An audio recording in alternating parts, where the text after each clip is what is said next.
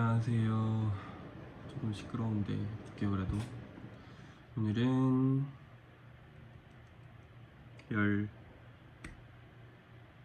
16번째 시간이고요. 기독교 강의 16번째 시간이고요. 오늘 배워볼 것은 초판 했고 2판 했으니까 3판 4판을 묶어서 한번 해보려고 합니다. 3판 4판 근데 또 해보니까 내용 길어져서 일단 먼저 한 문장 읽어드리고 3판 4판에 관한 내용 읽어드리고 그 중에서 집중해서 봐야 될 것들 한번 짚어보도록 하겠습니다. 1543년에 출판된 제3판과 1555년에 50년에 출판된 제4판에서 칼빈은 교부들의 작품에서 다양하게 인용하여 교회론과 시민정부론을 획기적으로 심화시켰다. 특히 주목할 것은 초판 이후부터 여러 장에 흩어져 논의되던 믿음에 관한 논의가 많은 분량으로 증보되어 독립된 새로운 장이 되었다는 사실이다. 네. 기독교 강요 30주제로 풀어쓴 기독교 강요 34페이지 두 번째 문단 읽어봤고요. 여기서 일단 3판이 43년에 나왔다는 사실을 보면 우리가 뭔가 추론할 수 있는 게 하나 있죠. 41년에 칼빈이 어디 있었죠? 지네바로 다시 돌아갔죠.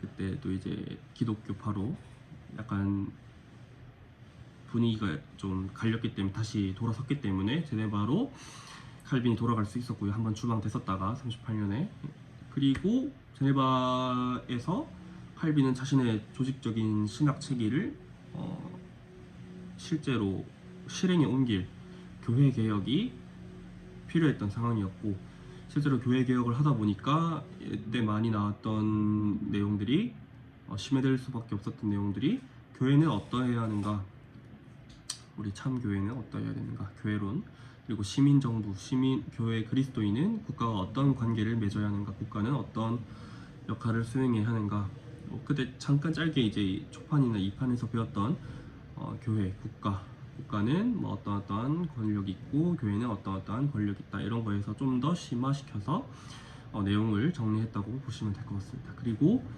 이제 믿음에 관한 논의가 많은 분량으로 중보되어 독립된 새로운 장이 되었다는 사실이다. 이 내용도 다뤄볼 건데 일단 다룰게요. 근데 오늘 다 이 방금 말씀드렸던 모든 글들을 다루기에는 시간적 제약이 있어서 오늘은 교회론이랑 믿음이 독립된 새로운 장이 되었다는 사실만 얘기를 해볼게요.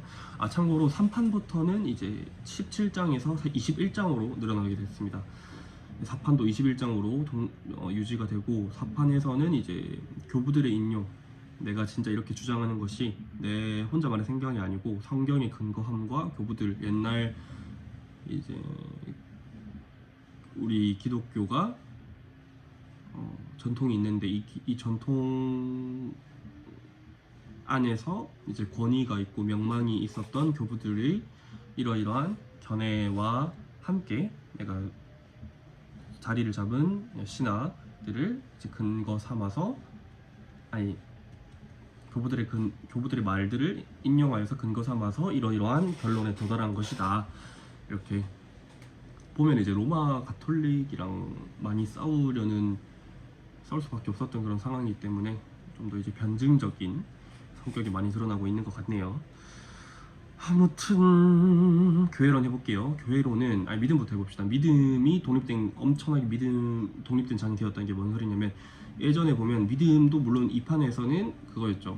하나의 믿음, 회개, 칭의, 그리고 예언양, 세언양,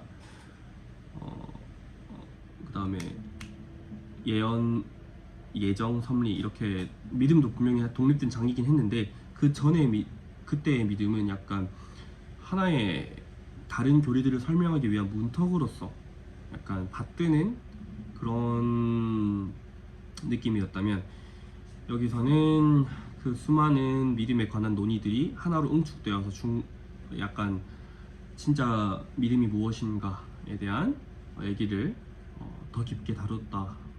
하나로 더 응축시켜서 깊게 다뤘다, 이렇게 생각을 하시면 될 것 같습니다.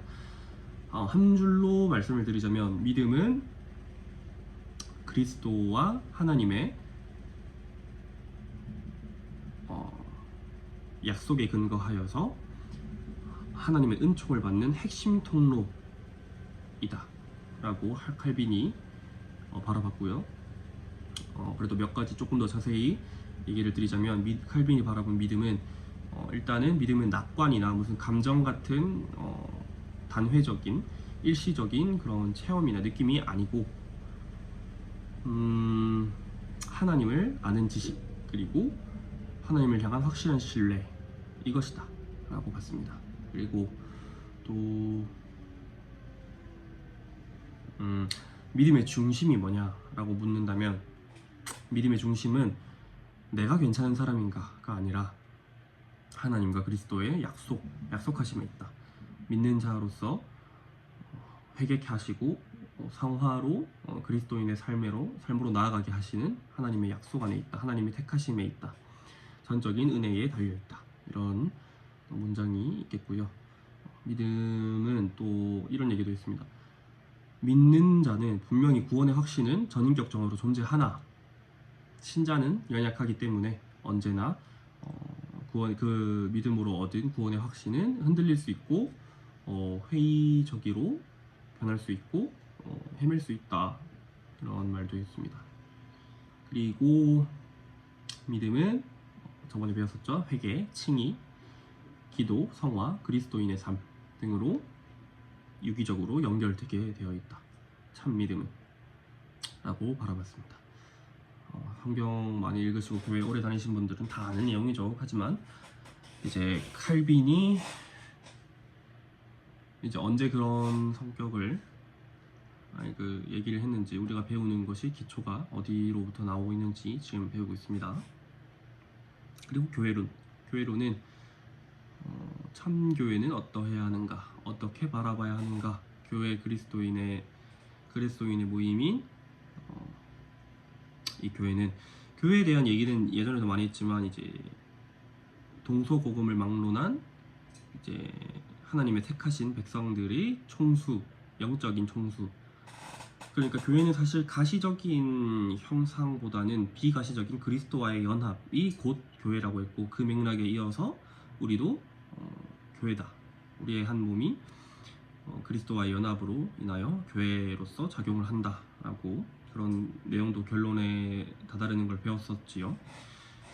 근데 추가적으로 좀 더 심화시켜서 교회에 제네바에 있었던 칼빈이 주로 다뤘던 내용들은 질문에 답하는 내용이었는데 어떤 질문들이었냐? 바른 교회는 어떠한 표지들로 우리가 바라볼 수 있는가, 알아낼 수 있는가? 이거였고 두 번째는 이제 교회의 머리는 교황인가 혹은 아니면 그리스도인가 이런 얘기도 있고 교회에는 왜 목사, 장로, 집사 같은 직분이 필요한가?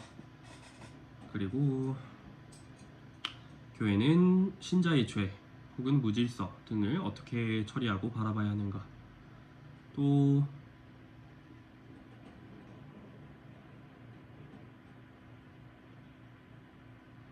교회 내에서의 회의, 교리에 관한 거라든지 이제 가르침에 관한 성경 가르침이라든지 그런 교회 회의 질서를 정하기도 하고 그리고 오랜 전통 등은 얼마나 힘을 가지고 있는가. 로마 가톨릭이랑 대놓고 싸우는 내용들이 많이 나오겠죠. 딱 봐도 그런 내용을 이제 심화적으로 다루었다고 합니다. 이런 질문에 답하는 식으로 했다고 합니다. 하나만 답해보자면 바른 교회는 어떠한 표지로 우리가 알아낼 수 있는가 에서 칼빈은 이제 바른 성경 말씀 선포 그리고 참 성례 실행 등으로 기준을 삼았다고 하네요. 진짜 바른 말씀, 성경에 근거한 본질적인 다른 것이 섞이지 않은 성경의 말씀이 선포되고 있는가, 그리고 좀 성경이 근거하지 않은 성사를 제외한 참 성사들이 이제 실행이 되고 있는가, 그것만으로 돌아가고 있는가 교회가. 그리고 이제 권징 얘기도 했고, 권징은 얘기 많이 했죠. 또 해보자면 권징 그냥 단순히 출교의 주안점을 둔 그런 행위가 아니라 교회가 선결하기 위해서 꼭 필수적으로 필요한 하나의 시스템, 체계다. 죄를 절대 가볍게 보지 않는 그런 태도가 권징을 아주 중요한 교회의 하나의 필수 요소로서 바라본 칼빈에게 있어서 참 잘 드러나고 있는 단어라고 생각을 합니다. 오늘은 여기까지. 내일 또 시민정부론이랑 교부들 얘기를 좀 해보면 좋을 것 같네요. 아무튼 감사합니다.